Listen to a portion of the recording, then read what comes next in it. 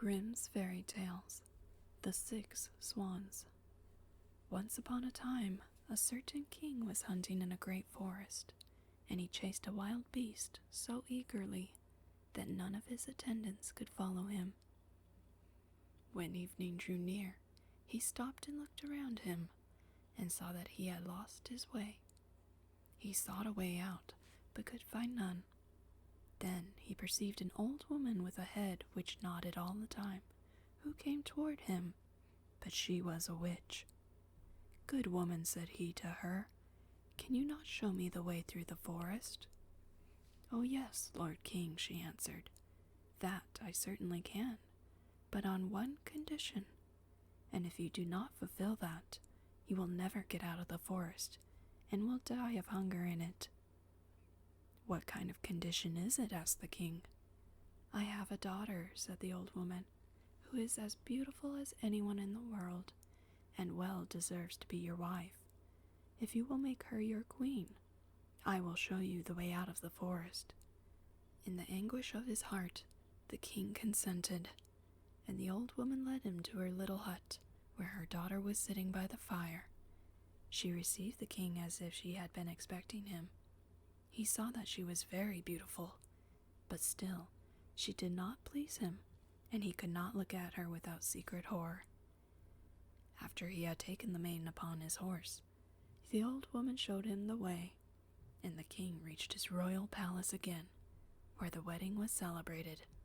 The king had already been married once, and had by his first wife 7 children, 6 boys and a girl, whom he loved better than anything else in the world.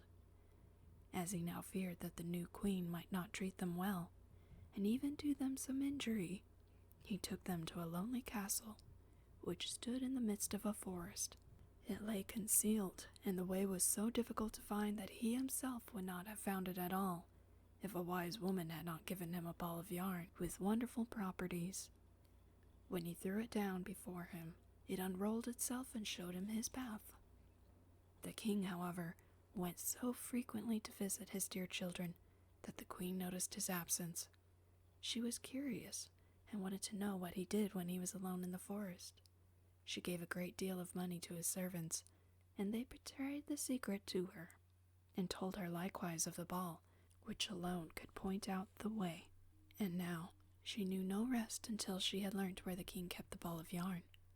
Then she made little shirts of white silk, and as she had learnt the art of witchcraft from her mother, she sewed a charm inside them, and one day, when the king had ridden forth to hunt, she took the little shirts and went into the forest, and the ball showed her the way. The children, who saw from a distance that someone was approaching, thought that their dear father was coming to them, and full of joy ran to meet him.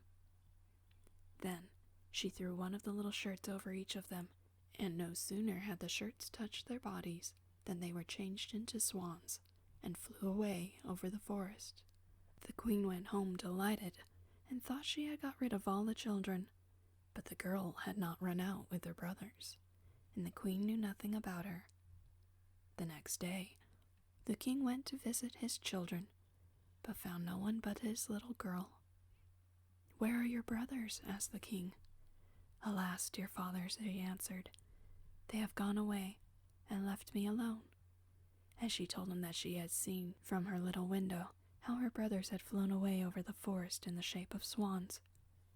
And she showed him the feathers, which they had let fall in the courtyard, and which she had picked up.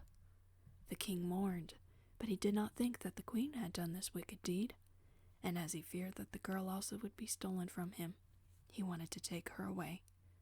But she was afraid of the queen, and entreated the king to let her stay just one more night in the forest castle. The poor girl thought, "I can no longer remain here.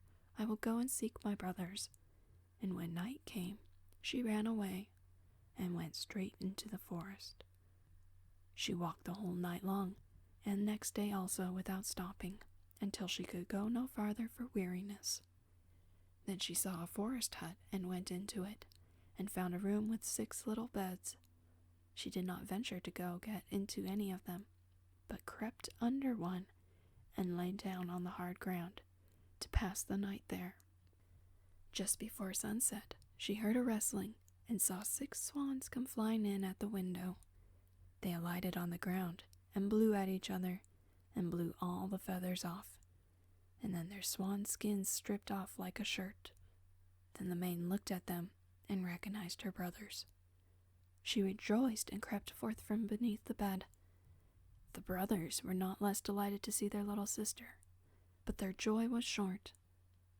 "Here you cannot abide," they said to her. "This is a shelter for robbers.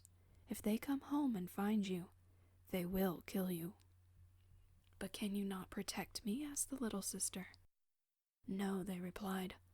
"Only for 1/4 of an hour each evening can we lay aside our swan skins and have our human form. After that, we are once more turned into swans." The little sister wept and said, "Can you not be set free?" "Alas, no," they answered. "The conditions are too hard.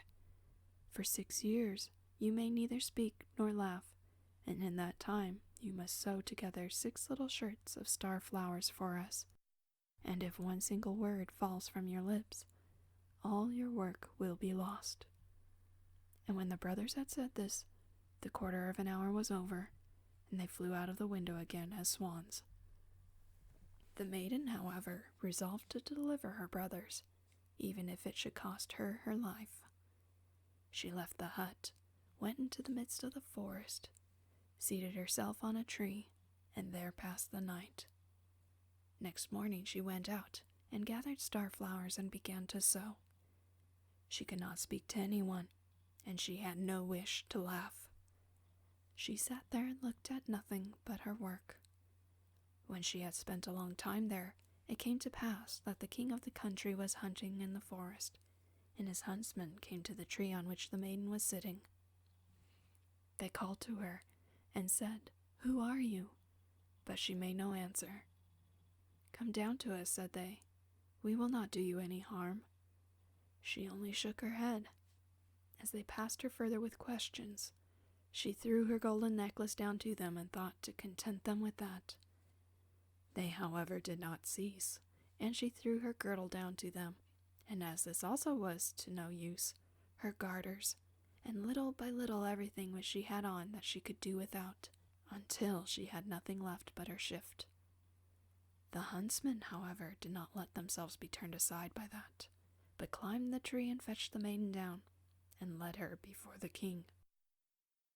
The king asked, "Who are you? What are you doing on the tree?" But she did not answer. He put the question in every language that he knew, but she remained as mute as a fish.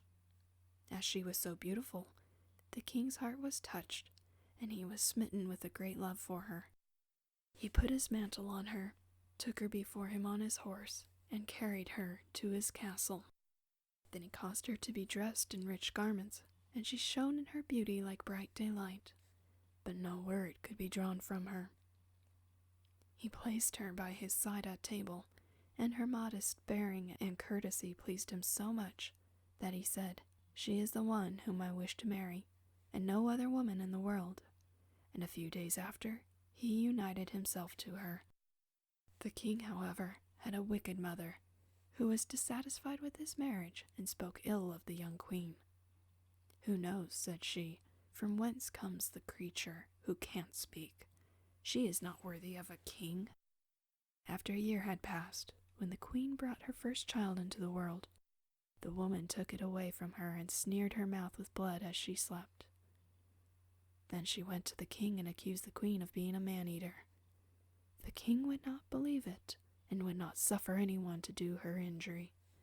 She, however, sat continually sewing at the shirts, and cared for nothing else. The next time, when she again bore a beautiful boy, the false old woman used the same treachery, but the king could not bring himself to believe her words. He said, "She is too pious and good to do anything of that kind. If she were not dumb and could defend herself, her innocence would come to light." But when the old woman stole away the newly born child for the 3rd time, and accused the queen, who did not utter one word of defense, the king could do no otherwise than deliver her over to justice, and she was sentenced to be burned. When the day came for the sentence to be executed, It was the last day of the 6 years during which she was not to speak or laugh, and she had delivered her dear brothers from the power of the enchantment. The 6 shirts were ready, only the left sleeve of the 6th was wanting. When, therefore, she was led to the stake, she laid the shirts on her arm, and when she stood on high and the fire was just going to be lighted, she looked around, and 6 swans came flying through the air toward her. Then she saw that her deliverance was near, and her heart leapt with joy. The swans swept toward her and sank down so that she could throw the shirts over them, and as they were touched by them, their swanskins fell off, and her brothers stood in their own form before her, vigorous and handsome. The youngest lacked only his left arm, and had in its place a swan's wing on his shoulder. They embraced and kissed each other, and the queen went to the king, who was greatly moved, and she began to speak, and said, "Dearest husband, now I may speak and declare to you that I am innocent, and falsely accused." And she told him of the treachery of the old woman who had taken away her 3 children and hidden them. To the great joy of the king, they were brought back, and as punishment, the wicked woman was bound to the stake and burned to ashes. But the king and the queen, with their 6 brothers, lived many years in happiness and peace. The end.